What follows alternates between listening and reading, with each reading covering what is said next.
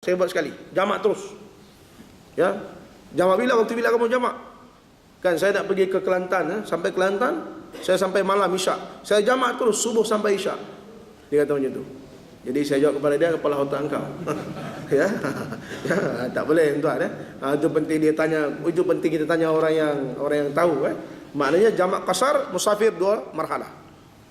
Kemudian jamak saja tidak qasar, orang yang mungkin kita sebut orang yang sibuk, bagi contohnya doktor. Dia nak buat pembedahan ni, penting. Nak bedah seseorang memakan masa 4 ke 5 jam, 6 jam boleh jadi. Maka dia bolehkan dia solat jamak zuhur asar siap-siap. Ya, tetapi tidak boleh qasar. Maknanya jadi boleh solat zuhur 4 rakaat, lepas tu boleh solat asar siap-siap 4 rakaat. Nampak ada? Tuan-tuan pun samalah. Mungkin tuan-tuan pergi laut kan. Ada urusan yang tuan-tuan ni memang sibuk. Ini kalau kita belajar fiqh solat ni tuan-tuan, kita tahulah. Cuma kadang-kadang kita ni kita jumpa kawan-kawan kita tanya kawan sebelah, tak boleh. Kawan kita tu mana boleh? Oh ya kah? Kita menjadi tak yakin tuan-tuan. Sebab kita tanya kawan sebelah pun lebih kurang juga, dia pun betul kata dia ni, boleh solat Jumaat kah? Tak boleh. Kita kena solat Jumaat. Boleh. Tak boleh. Ya, padahal musafir. Ini contoh perumpamaan, ya. Kalau kita terlalu sibuk ada urusan tuan-tuan, menyebabkan kita tekanan sangat. Masa ni terlalu panjang, tuan-tuan boleh jamak. Ya, boleh jamak. Maknanya urusan terlalu penting lah. Jangan pun tuan-tuan boleh sih. Yang ustaz kata boleh, kacau saya nanti ya. Maknanya kita sebut maknanya urusan doktor contohnya, ya. Urusan-urusan yang maknanya memberikan tekanan masa yang teramat sangat, maka kita boleh jamak. Itu urusan mana kita sebut ilmu masail, ilmu hukum hakam Islam. Demikian juga kalau kita sebut tentang ilmu faraid, pewarisan harta. Tuan-tuan, dirahmati Allah. Pewarisan harta ni pun banyak masalah. Ya. Sebab kadang-kadang yang kita rujuk siapa? Bila orang meninggal dunia, orang yang memiliki harta yang banyak, yang dirujuknya peguam contohnya. Ya, peguam sahaja. Dan peguam syariah tak ada masalah lah. Tetapi dirujuk peguam saja tanpa dia buat wasiat awal tentang ilmu faraid, ketidakfahaman ilmu faraid kepada adik-beradik ni menyebabkan berlakunya pergaduhan tertentu, ya.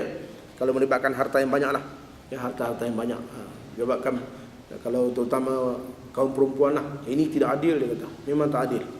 Sebab kalau kita belajar ilmu faraid tuan-tuan, memang orang lelaki lebih daripada orang perempuan. Ya, perempuan ini tak lebih. Ya, Allah Taala lebihkan suami daripada isteri. Itu kena akur lah, para isteri kena akur. Sebab tu gerakan Sisters in Islam kan, antara yang dia persoalkan, dia kata kenapa lelaki boleh tapi perempuan tak boleh. Itu dia mempersoalkan, bukan sebenarnya dia tidak mempersoalkan lelaki, sebenarnya dia mempersoalkan Allah Taala. Ya, perempuan seperti ini dia mempersoalkan Allah Subhanahu wa Taala. Itu baru ni kalau di Indonesia dia kata, kenapa lelaki boleh poligami, perempuan tak boleh poligami? Di Indonesia dah berlaku tuan-tuan, perempuan istrinya 2 orang. Di Malaysia ni alhamdulillah tak berlaku lagi. Mudah-mudahan kita doalah. Ya, itu malapetaka yang paling dahsyat sekali. Dia berlaku di negara jiran kita di Indonesia. Dia kahwin 2, perempuan kahwin 2, dah kahwin 2 tuan-tuan, masuk TV lagi. Dia boleh masuk TV. Ini pengaruh Syiah lah. Ya, pengaruh Syiah di Indonesia, memang Syiah ni dah orang kata dah memiliki pengaruh yang besar, ya, di negara Indonesia. Masuk TV ditanya lagi, apa perasaan kamu? Suami kamu ada 2 orang. Dia jawab apa tuan? Syukur alhamdulillah. Alamak. Dia jawab macam tu. Ya, syukur alhamdulillah suami saya ada 2 orang. Suami saya ni dua-dua memahami saya, Pak. Allahu Akbar. Ya. Dia kata macam tu. Sekarang ni memang dunia akhir zaman macam tu lah. Orang yang tak tutup aurat kan, orang yang tutup aurat dapat anugerah kan. Dia ambil mikrofon, syukur alhamdulillah. Ya, masya-Allah tabarakallah. Orang tak lihat lagi tersebut maksiat. Bila kita sebut maksiat, bila kita sebut mungkar, orang sebut maksiat ni mencuri, itu maksiat. Apalagi orang sebut maksiat ini berzina, ya, minum arak, ambil rasuah, itu maksiat tuan-tuan. Makan babi, ya, itu maksiat. Kalau kita suruh orang Islam makan babi, tak boleh, dia kata haram. Tetapi orang tak lihat solat itu juga satu maksiat yang besar. Penjenayah penjenayah, maknanya penjenayah paling besar adalah orang yang tidak solat 5 waktu. Sebab tu tuan-tuan yang di kalangan tuan-tuan bos-bos kan, kalau kita temu duga orang nanti ambil staf kita ke apakah, pokok tuan-tuan ada syarikat besar di luar, salah satu kriteria temu duga kita kena letakkan solat 5 waktu.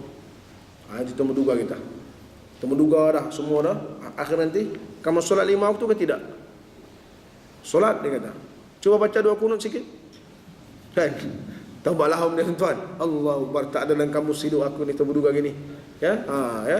Baca 2 kunut, dia pun bacalah Allahumma adini fi man hadait, wa afini fi man afait, wa tawallani fi man tawallait, wa barik lana fi ma atait. Dia baca sesuatu. Boleh baca, alhamdulillah. Ya. Tak boleh baca? Tak boleh baca, tak boleh lah. Kita ambil orang lain. Itu solat setelah masuk dalam kriteria. Kemudian tuan-tuan dirahmati Allah Subhanahu wa taala, kata Imam Asy-Syafi'i lagi, matlamat untuk kita menjadi hamba Allah Subhanahu wa taala yang berilmu. Ya, berbeza tuan-tuan ya. Berbeza orang yang memiliki ilmu dan orang yang tidak memiliki ilmu. Orang yang beribadah tanpa ilmu yang Nabi sebut sebagai ubadun juhal. Ya. Di kalangan akhir zaman nanti Nabi sebut fi akhir zaman ubadun juhal wa qurra'un fasaq. Akhir zaman nanti kata Nabi SAW akan ada manusia yang hebat beribadat, kuat beribadat, tetapi hakikatnya dia jahil, tuan-tuan. Dia jahil. Ya. Makna jahil ni maksudnya bahasa Arab jahil lah, bahasa kita bodoh. Ya. Bahasa Melayu ni dia ni sikit sensitif sikit, tuan. Sebab tu bila sebut babi kan, babi tu kasar sikit. Kena sebut khinzir. Khinzir okey sikit. Ya, berbeza. Kamu ni kepala babi betul dia kata. Oh, dia kata kurang ajar, dia kata. Cuba tuan-tuan sebut kamu ni kepala khinzir. Nampak tak? Lembut sikit tak? Lembut sikit tuan-tuan itu bahasa ni tuan-tuan berbeza-beza ikut negeri, ikut negara. Bila tuan-tuan sampai pergi ke Indonesia, ada bahasa yang dia sebut tu tuan-tuan rasa tak berani nak dengar tuan. Ya, saya punya lecturer saya tuan-tuan, ya, ketika dia mengajar fiqh zakat. Dia sebut fiqh zakat ni, bila dia sebut fiqh zakat ni sebutlah sesuatu. Antaranya dia kata zakat ini zakat fitrah, pendapatan apa semua. Kalau kita sebut zakat fitrah pada bulan Ramadan ini, tuan-tuan dirahmati Allah, hukum asal dia, mana tuntutan kepada fiqh zakat fitrah ini dia kena diselesaikan sebelum Syawal. Kan kutipan zakat kita daripada 1 Ramadan sampai 29 Ramadan.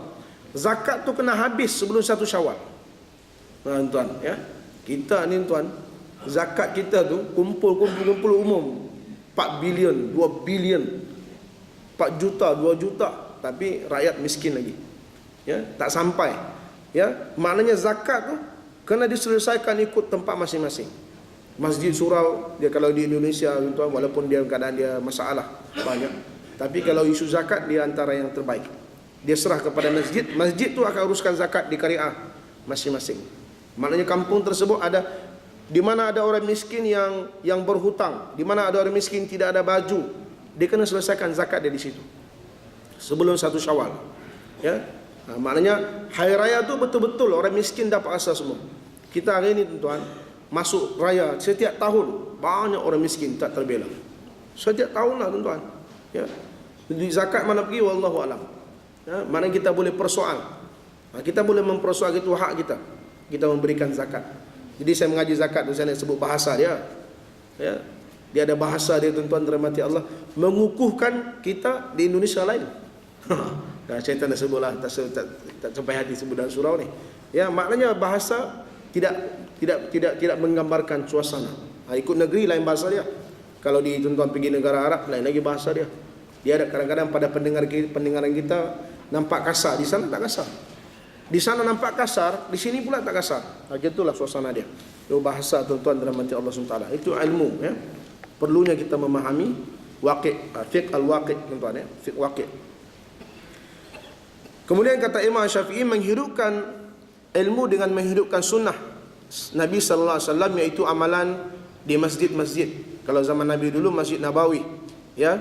Di zaman Nabi Muhammad sallallahu alaihi wasallam pada waktu itu Masjid Nabawi hidup selama 24 jam sehari semalam dengan 4 jenis amalan.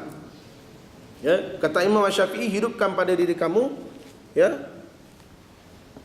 Masa dah habis tuan. Hidupkan pada diri kamu ni ada 4 amalan. Yang pertama, amalan dakwah. Hidupkan dakwah dalam kehidupan kamu. Ini kata wasiat Imam Syafi'i. Hidupkan dakwah dalam kehidupan kamu. Dakwah ni termasuklah semua sekali lah tuan-tuan. Dakwah yang kita boleh buat lah. Sekarang ni macam-macam orang buat. Basking dakwah lah. Ya, tazkirah. Ya, ada istilah-istilah macam-macam istilah sekarang ni. Basking, lepas itu tazkirah, ceramah. Ya, ada pula lagi digabungkan istilah-istilah pendekatan-pendekatan tertentu dakwah. Kemudian yang kedua, ta'lim wa ta'alum. Kata Syafi'i, belajar dan mengajar. Kemudian ibadah, zikir, dan kemudian ada khidmat, bantuan kemasyarakatan. Ini kata Imam Syafi'i lah. Jadi mudah-mudahan ya, supaya kita mendengar berulang kali sehingga timbul dalam hati kita yakin terhadap janji-janji Allah. Kata Imam Syafi'i juga, manusia yang berilmu itu sentiasa mendekatkan dirinya kepada Al-Quranul Karim. Ya, Al-Quran tidak ditinggalkan dalam kehidupan setiap hari. InsyaAllah mungkin sekadar itu tuan-tuan. Yang tuan-tuan kita dah masuk pukul 2 petang. Mudah-mudahan tazkirah, insyaAllah tazkirah ringkas lah ya. Jadi saya nak tutup. Ilmu yang sebenar kata Imam Syafi'i adalah ilmu yang mendekatkan kita kepada Allah Ta'ala, mendekatkan diri kita kepada Allah Subhanahu Wa Ta'ala, sama ada ilmu tauhid ataupun ilmu dunia. Maknanya ilmu sebenar ni tuan, mudah aja, kita dekat dengan Allah. Jauh dengan Allah tak betul lah ilmu tu ya. Nak masuk syurga dekat dengan Allah. Tidak ada shortcut dalam kehidupan kita untuk kita hampir dan dekat dengan Allah Subhanahu Wa Taala ya. Jadi sekadar itu insya-Allah kita sambung lagi pada masa akan datang. Saya baca kitab ni tuan. Baca aja. Kita baca urai sikit dan sebagainya, insya-Allah mudah ada manfaat. 30 wasiat daripada Imam Syafi'i radhiyallahu an. Mudah-mudahan ada kebaikan, ada manfaat di sisi Allah Subhanahu Wa Taala. Tuan-tuan, kita banyakkan kita berdoa. Sekarang ni kita berada di akhir zaman ini. Dunia akhir zaman sekarang ni, dunia tanpa sepadan ini, kita berada dalam suasana yang tidak suasana yang getir lah, ekonomi getir, ekonomi cukup mencabar. Sekarang yang terbaru kita sudah ada TPPA pula tuan-tuan, masya-Allah tuan-tuan lebih faham kan ya. TPPA ini satu perancangan Yahudi Amerika untuk menawan ataupun untuk melebarkan sayap-sayapnya, dan pilihan kita adalah kita mahukan supaya Islam ya mengambil alih ya, Islam mengambil alih tampuk pemerintahan di negara kita ni. Mudah-mudahan terlaksana sistem pemerintahan yang benar-benar adil dan benar-benar berkebajikan, menjaga amanah-amanah Allah Subhanahu Wa Taala dan juga amanah orang-orang yang berada di bawah ini, insya-Allah. Jadi orang kata kalau rosak di atas, rosak juga di bawah. Pemimpin rosak, rakyat lagi rosak. Jadi kita mahu pemimpin itu pemimpin yang beriman, takut Allah, barulah bawah ni takut kepada Allah. Kalau rosak di atas, bawah akan lahir perompak-perompak yang banyak. Allahu Akbar. Jadi sekadar itu pada hari ini, insya-Allah pasti kita teruskan menginfak untuk tahfiz dan juga untuk dakwah di pedalaman Sabah. Baru-baru ni saya ada 3-4 program juga tuan-tuan yang kita laksana baru-baru ni bersama dengan Ustaz Adi, Ustaz Najahan ya, Dr. Fauzi ya, dan juga beberapa yang lain lah. Tuan-tuan yang tengok Facebook apa semua tu, ada semua video dan gambar-gambar kita kongsikan. Jadi sekadar itu kita tuan-tuan boleh dapatkan pamphlet untuk tahfiz saya ya, tahfiz anak-anak asnaf ya, yang kita bantu insya-Allah. Tahfiz yang dikendalikan secara kerjasama bersama dengan Muslim Care Malaysia ya, insya-Allah. Jadi mudah-mudahan ada kebaikan, ada manfaat di sisi Allah Taala. Qul qouli hadza astaghfirullahal azim li wa lakum. Assalamualaikum warahmatullahi wabarakatuh.